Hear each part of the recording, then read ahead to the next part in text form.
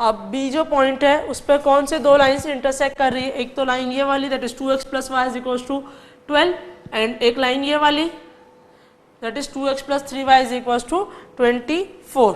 तो हम पहले इस वाली लाइन को लिखेंगे। अभी हम किसके लिए निकाल रहे हैं, बी पॉइंट के लिए। For point B 2x plus 3y is equal to 24 and second line है हमारी 2x plus y is equal to 12। दोनों को सब्ट्रैक्ट कर देंगे that is 2y is equal to 12। तो y की वैल्यू आ जाएगी हमारे पास 6। अगर y की वैल्यू 6 आ गई तो x की वैल्यू कितनी आ जाएगी 3। तो हमारे पॉइंट B के जो कोऑर्डिनेट्स है वो हमें मिल गए। कोऑर्डिनेट्स मिले हैं 3,6। 3,6 हमारे पॉइंट B के कोऑर्डिनेट्स मिल गए। क्लियर। अब हमें किसके निकालना है, पॉइंट C के कोऑर्डिनेट्स निकालना है। अब पॉइंट C पे कौन कौन सी दो लाइन आके मिल रही है, एक तो मिल रही 2x plus 3y is equal to 24 और एक लाइन हमारी ये वाली आ रही है दैट इज इस लाइन की इक्वेशन क्या थी हमारी, ये वाली इक्वेशन है 2x plus 9y is equal to 36। तो अब हम लिख लेते हैं फॉर पॉइंट C के लिए हमने लिख लिया 2x plus 9y is equal to 36 और एक इक्वेशन है 2x plus 3y is equal to 24। Subtract करा दोनों इक्वेशन को आपस में, 2x से 2x cancel that is 6y is equal to 12। y की वैल्यू आ जाएगी 2 तो x की वैल्यू आ जाएगी हमारे पास 9। तो हमारे दो पॉइंट्स निकल गए, ये C के कोऑर्डिनेट्स निकल गए जो कि निकले 9,2। क्लियर। अब हमें हमारे चारों कॉर्नर पॉइंट्स पता चल गए। अब इन कॉर्नर पॉइंट्स को जब हम हमारे ऑब्जेक्टिव फंक्शन में पुट करेंगे तो हमें उसकी मिनिमम वैल्यू मिल जाएगी। सो हम पुट करते हैं यहाँ पर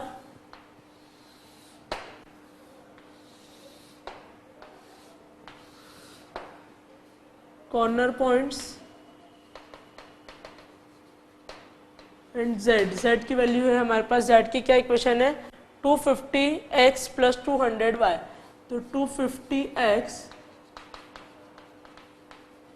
प्लस 200y ये हमारी z की वैल्यू। अब हमारे चारों ऑब्जेक्टिव फंक्शंस को हम यहाँ लिख लेते हैं जो हमारे कॉर्नर पॉइंट्स है 180,0 9,2 एंड 3,6 और एक है हमारा 0,12। जब हम इन कॉर्नर पॉइंट्स को हमारे ऑब्जेक्टिव फंक्शन में पुट करेंगे तो हमें चार टाइप्स की वैल्यू मिलेगी। पहले हम पुट करते हैं 180,0 तो हमें मिलेगा 4,500। जब हम 9,2 हमारे ऑब्जेक्टिव फंक्शन में पुट करेंगे इट मीन्स x की जगह पर 9 और y की जगह पर 2 पुट करेंगे तो हमें मिलेगी वैल्यू 2,650।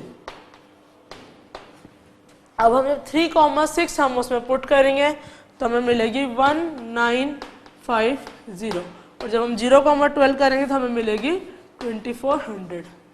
अब हमारा जो फंक्शन था हमें उसे क्या करना था, मिनिमाइज करना था। तो हमारे इन चारों कॉर्नर पॉइंट से जो वैल्यू मिली उसमें सबसे मिनिमम वैल्यू कौन सी है हमारी 1,950। ये हमारी मिनिमम वैल्यू हो जाएगी। This is our minimum value. Clear कि हमें हमारी जो उसकी मिनिमम कॉस्ट रहेगी वो कितनी हो जाएगी 1,950। बट ये हमारा जो रीजन बना ये हमारा अनबाउंडेड रीजन है। This is unbounded feasible region है, इसलिए हमें हमारी वैल्यू को एक बार फिर से चेक करना पड़ेगा कि क्या 1,950 से भी कम कोई वैल्यू आ रही है या नहीं आ रही है। उसके लिए हम हमारी 1,950 जो कि हमारी वैल्यू निकली उसको हम एक इक्वेशन में पुट करेंगे ऑब्जेक्टिव फंक्शन के साथ। अगर उसकी वैल्यू फिजिबल रीजन के अंदर आ गई तो इट मीन्स वो और भी उसके सॉल्यूशन है, यदि नहीं आई तो अब उसका सॉल्यूशन नहीं है, 1,950 ही हमारी मिनिमम वैल्यू रहेगी। सो हम पुट करके देख लेते हैं हमारी वैल्यू को। हमारा z का फंक्शन था 250x plus 200y is less than 1,950। हमें चेक करना है कि क्या इससे भी कम कोई वैल्यू और आ रही है, हम उसके लिए अब चेक कर रहे हैं। सो हम एक ब्लॉक बनाएंगे, दो कोऑर्डिनेट्स निकालेंगे x एंड y की। जब हमने x को 0 पुट करा तो हमारे y के कोऑर्डिनेट निकलेंगे 9.75। जब हमने y को 0 पुट करा तो हमारे कोऑर्डिनेट निकलेंगे 7.8। क्लियर। अब हम इसको मार्क करते हैं यहाँ पर।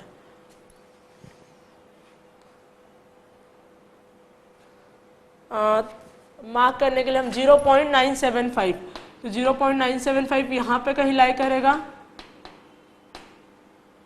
9.7 एंड सेकेंड पॉइंट है 7.8, इट मीन्स यहाँ पर कहीं लाई करेगा 7.8।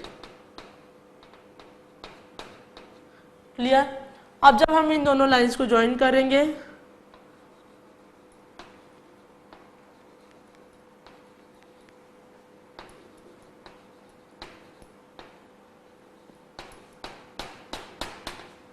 आपको दिख रहा है मैंने डॉटेड से जो ज्वाइन करा ये लाइन, तो ये क्या हमारे फिजिबल रीजन के अंदर आ रही है? नहीं, ये फिजिबल रीजन के आउटर साइड पे आ रही है, मतलब बाहर पे आ रही है, फिजिबल रीजन के अंदर नहीं आ रही। इट मीन्स जो 1950 है वो हमारा मिनिमम कॉस्ट रहेगा। कब? जब उसे अगर ब्रांड पी के लिए वो इतने बैग्स लेता है, 3 bags for brand of brand P and 6 bags of brand क्यों, यदि वो मिलाता है तो उससे मिनिमम से मिनिमम कॉस्ट जो पड़ेगी वो होगी 1950। क्लियर। तो इस टाइप से हमने यहाँ पर अलग अलग टाइप के क्वेश्चन जो हम देख रहे हैं, कुछ बाउंडेड कुछ अनबाउंडेड, साथ में कॉस्ट निकालना है, कॉस्ट को मिनिमाइज करना है, तो सेम क्वेश्चन है और बहुत इजी लॉजिक है, सभी में सेम लॉजिक होता है, बट थोड़ा सा हमें क्वेश्चन समझ के सबसे पहले हमें चार्ट प्रिपेयर करना रहता है। बस अगर हमने चार्ट सही से प्रिपेयर कर लिया, जो हमें डेटा दे रखा है वो हम समझ गए, हमारे कंस्टेंट बन गए और ऑब्जेक्टिव फंक्शन बन गया, तो हम लोग इजीली उसे प्लॉट कर सकते हैं। चलिए अब कुछ और क्वेश्चंस देखते हैं इसी में आगे। चलिए नेक्स्ट क्वेश्चन है हमारा क्वेश्चन नंबर 3।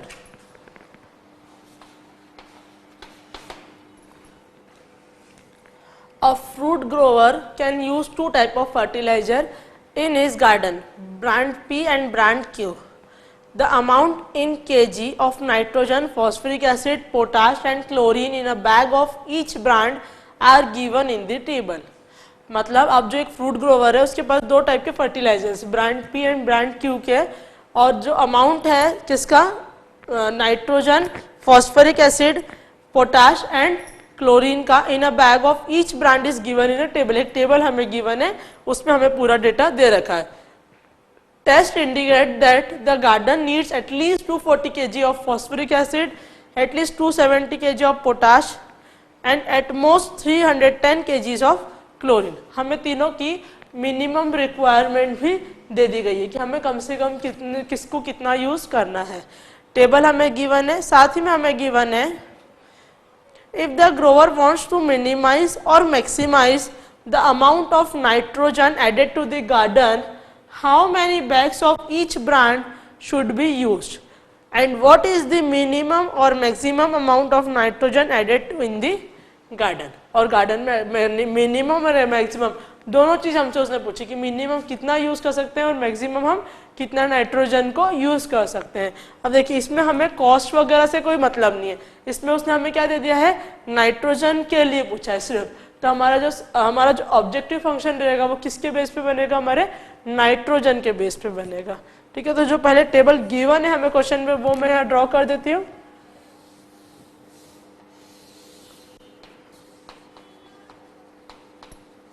अमाउंट पर bag in KGs,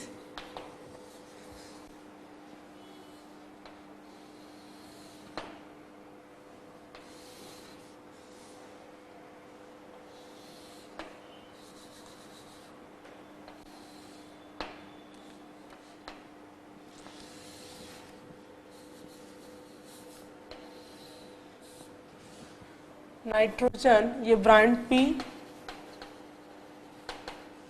and brand Q। First हमें दे रखा nitrogen, phosphoric acid,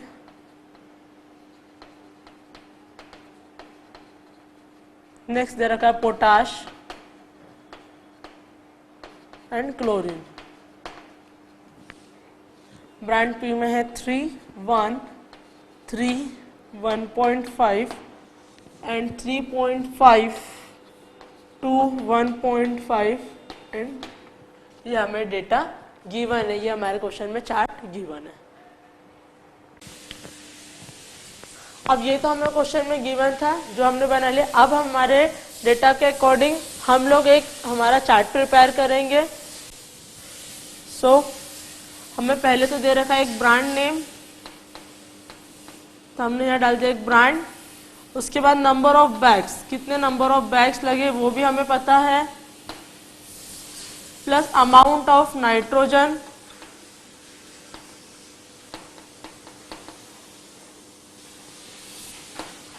amount of phosphoric acid,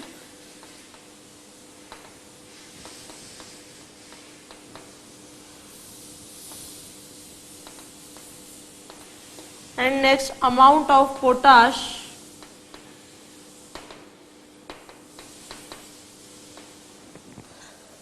और एक दे रखा अमाउंट ऑफ क्लोरीन।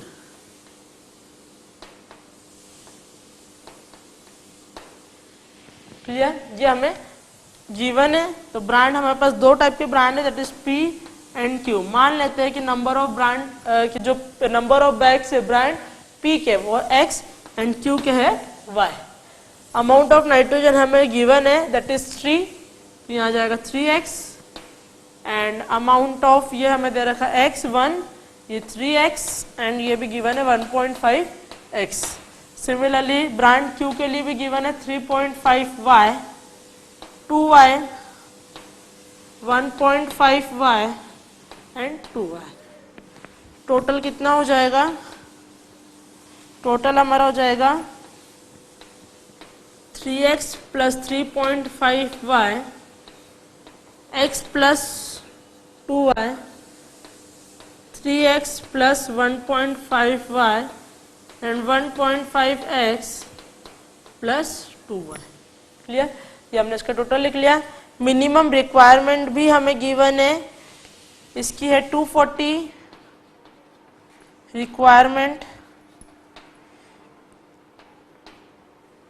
और इसकी है 270, और इसकी है 310।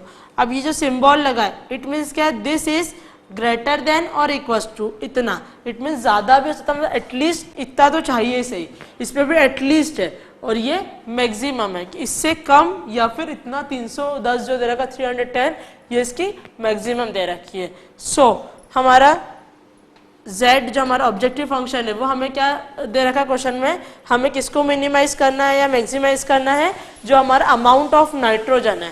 तो अमाउंट ऑफ नाइट्रोजन के लिए हमारी इक्वेशन कौन सी है? ये वाली। तो हमारा z क्या हो जाएगा?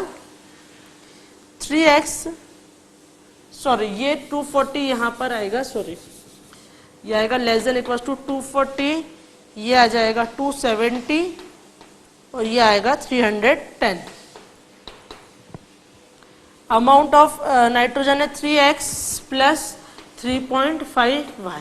तो ये हमारा ऑब्जेक्टिव फंक्शन बन गया, जिसे कि हमें मैक्सिमाइज या फिर मिनिमाइज दोनों करना है। तो मैक्सिमाइज भी करना है और मिनिमाइज भी करना है। Clear? Next, subject to constant.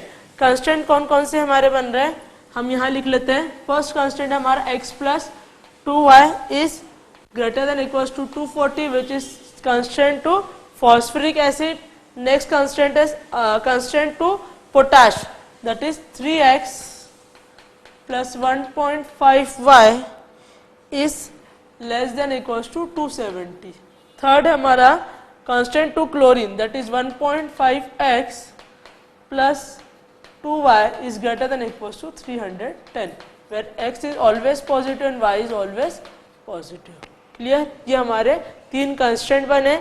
First है constant to phosphoric acid, second constant to potash, and third one is constant to chlorine. और जो नाइट्रोजन का था वो हमारा ऑब्जेक्टिव फंक्शन हो चुका है। अब हमारा ग्राफ कौन से क्वाड्रेंट में बनेगा? फर्स्ट क्वाड्रेंट में।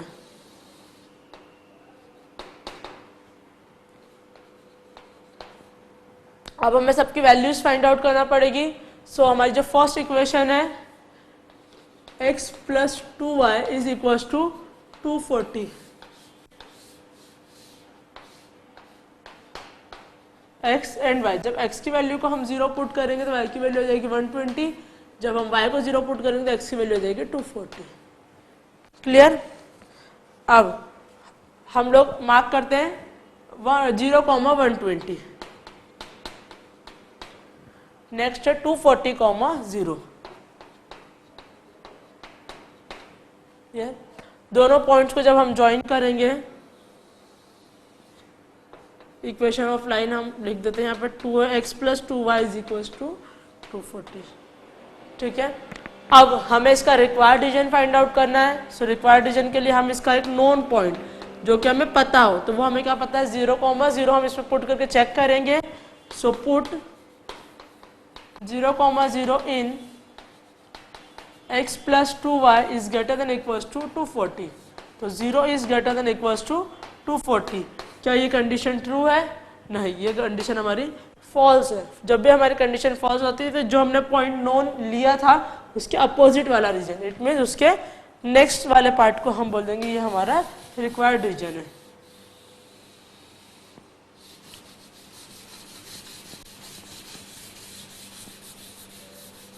तो ये रीजन क्या हो जाएगा? हमारा रिक्वायर्ड रीजन हो जाएगा। ठीक है, ये रीजन पता चल गया। नेक्स्ट हमारी जो इक्वेशन है वो है 3x + 1.5y = 270। जब हमने इसके लिए बनाया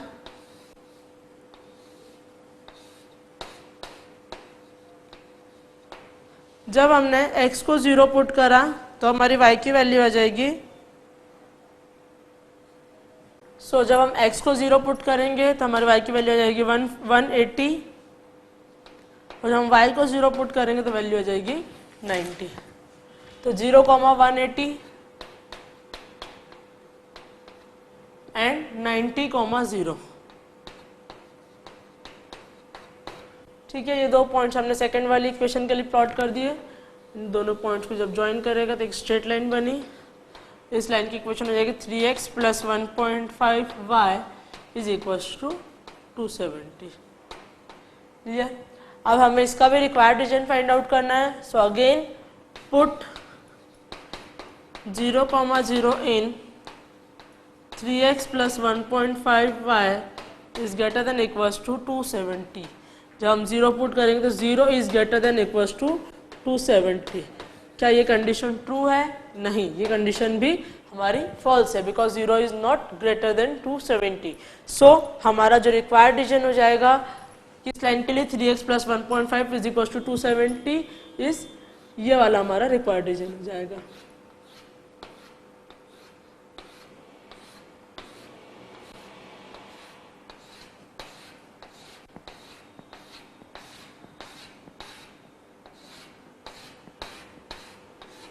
क्लियर? ये पार्ट हमारा रिक्वायर्ड रीजन के अंदर आ गया। नेक्स्ट हमारी जो इक्वेशन है वो है 1.5x + 2y = 310। अगेन हम इसके लिए भी x एंड y के कोऑर्डिनेट्स निकालेंगे। x एंड y, जब हमने x की वैल्यू 0 पुट करें तो y की वैल्यू मिलेगी हमें 155। जब हमने y की वैल्यू 0 पुट करें तो हमें मिलेगी 206.6। क्लियर? हम इन दोनों वैल्यूज को भी प्लॉट कर देते हैं। 0,155 0,155 हमारा यहाँ पर आएगा एंड 206 मतलब 90 के बाद अगर यहाँ पे हम देखें तो ये आ जाएगा 206.6, तो इस लाइन को भी हम ज्वाइन करते हैं। ये हमारा पॉइंट आ गया। क्लियर? अब हमें इसका भी रिक्वायर्ड रीजन फाइंड आउट करना है। So required region find out करने के लिए हमने इस लाइन की इक्वेशन भी यहाँ लिख देते हैं।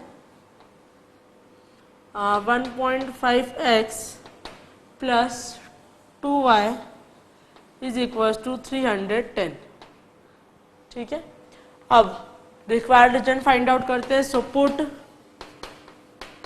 0,0 इन 1.5x + 2y less than equals to 310. So 0 is less than or equals to 310. क्या ये कंडीशन ट्रू है?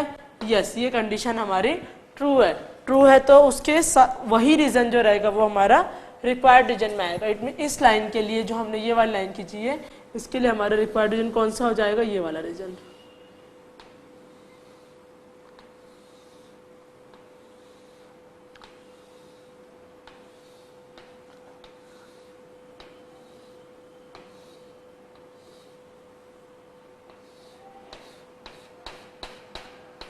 क्लियर?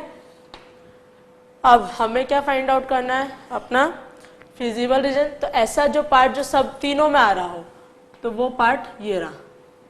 यहाँ पर जो एक छोटा सा हमारा पार्ट बन रहा है जो कि हमारा तीनों उसमें लाई कर रहा है, तीनों रिक्वायर्ड रीजन का कॉमन पार्ट है, जिसको हम बोलेंगे हमारा फिजिबल रीजन.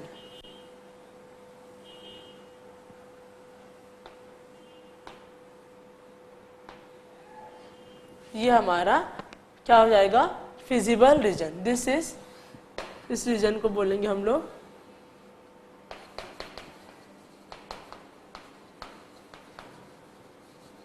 फिजिबल रीजन, जो कि बाउंडेड है. क्लियर? बाउंडेड क्यों? क्योंकि इसके तीनों कॉर्नर पॉइंट्स आपस में ज्वाइन है. ये तीनों पॉइंट्स आपस में ज्वाइन हो रहे हैं, इसलिए इस वाले उसको हम बोलेंगे कि हमारा रिक्वायर्ड रीजन है, जो कि फिजिबल रीजन है और वो बाउंडेड है. अब हमें यहाँ पर तीनों कॉर्नर पॉइंट्स नहीं पता है. अब तीनों कॉर्नर पॉइंट्स निकालने के लिए जिन दो लाइंस पर ये इंटरसेक्ट कर रहे हैं, उन दोनों लाइंस को हम इक्वेट करते जाएंगे, तो हमारे एक एक कॉर्नर पॉइंट्स आते जाएंगे. सो सबसे पहले हम इन लाइंस को इक्वेट करते जाते हैं. तीनों को नाम दे देते पॉइंट्स को. इस पॉइंट को नाम दे देते ए, बी एंड सी. क्लियर? जब हमें ए पॉइंट के लिए हम निकालेंगे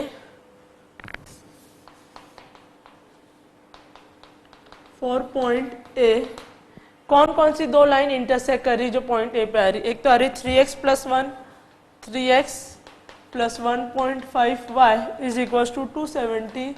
एंड सेकेंड इक्वेशन जो आ रही है हमारी, वो आ रही है 1.5x + 2y is equals to 210. So by solving these two equation,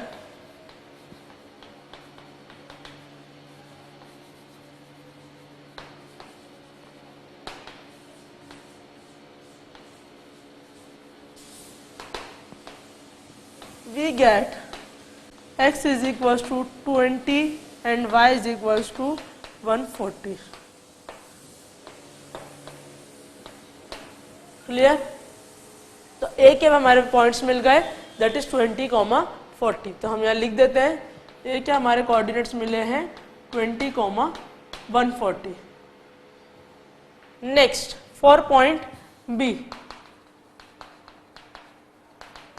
point B के लिए कौन कौन सी दो लाइन्स आ रही है? एक हमारी ये वाली लाइन आ रही है, that is x + 2y is equal to 240. Next हमारी जो लाइन आ रही है वो आ रही है 3x + 1.5 y is equal to 270. So by solving this two equation,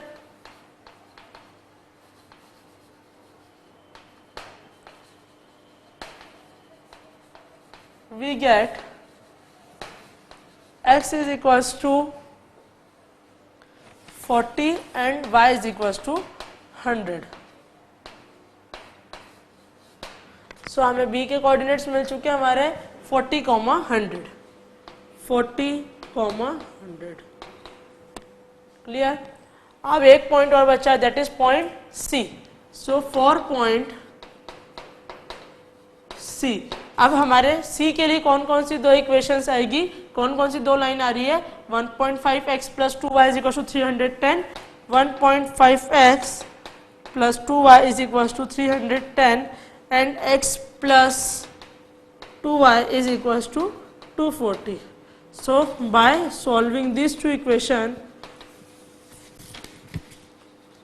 these two equations, we get x is equals to 140 and y is equals to 50. सो हमें यहाँ के भी कोऑर्डिनेट मिल गए 140, 50। क्लियर। अब हमें हमारे तीनों कॉर्नर पॉइंट्स पता चल गए। हमारे फंक्शन को हमें मैक्सिमाइज भी करना है और मिनिमाइज भी करना है। अब इन तीनों पॉइंट्स को हम हमारे ऑब्जेक्टिव फंक्शन में पुट करके देखेंगे कि हमें क्या वैल्यू मिल रही है।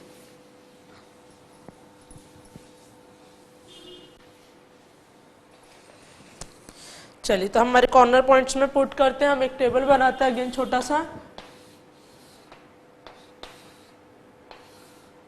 यहाँ पर कॉर्नर पॉइंट्स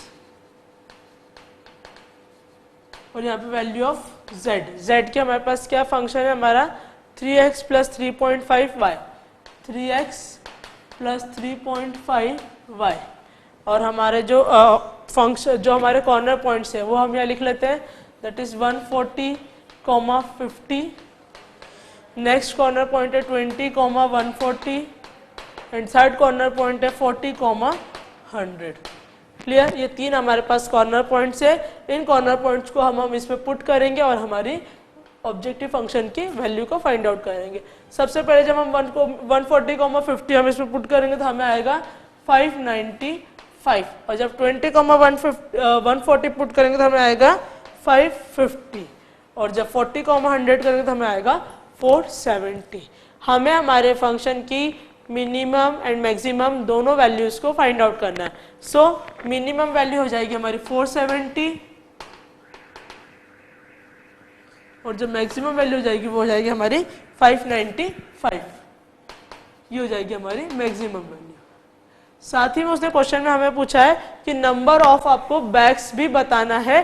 ब्रांड P के लिए कितने लगेंगे एंड ब्रांड Q के लिए लगेंगे for both maximum and minimum. So हम इसमें बोल सकते हैं साथ में कि मिनिमम वैल्यू हमारी आई है, मिनिमम हमें नाइट्रोजन का अमाउंट पूछा है उसने। सो मिनिमम जो वैल्यू आई है वो आपकी आई है 470, मिनिमम आई है 470 जिसमें आपको 40 बैग्स लगेंगे brand P and 100 bags of brand Q। Clear. ये हमारा मिनिमम के लिए था। वैसे हम इसको मैक्सिमम के लिए भी लिख सकते हैं। मैक्सिमम हमारी वैल्यू आई है 595। अगर हमारी मैक्सिमम नाइट्रोजन की वैल्यू 595 हम यूज करते हैं तब हमें 140 bag of brand P and 50 bags of brand Q के यूज करना पड़ेंगे। तब हमें मिनिमम अमाउंट ऑफ नाइट्रोजन 470 मिलेगा, 470 यूनिट। कब? जब हम 40 बैग ब्रांड P के यूज करेंगे एंड 100 बैग ब्रांड Q के यूज करेंगे। और हमें मैक्सिमम अमाउंट ऑफ नाइट्रोजन 595 मिलेगा कब? जब हम 140 बैग्स ब्रांड P के यूज करेंगे एंड 50 बैग्स ब्रांड Q के यूज करेंगे। क्लियर।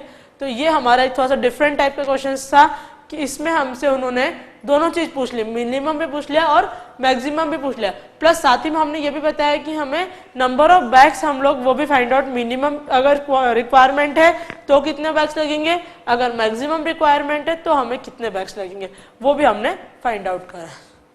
चलिए नेक्स्ट क्वेश्चन देखते हैं।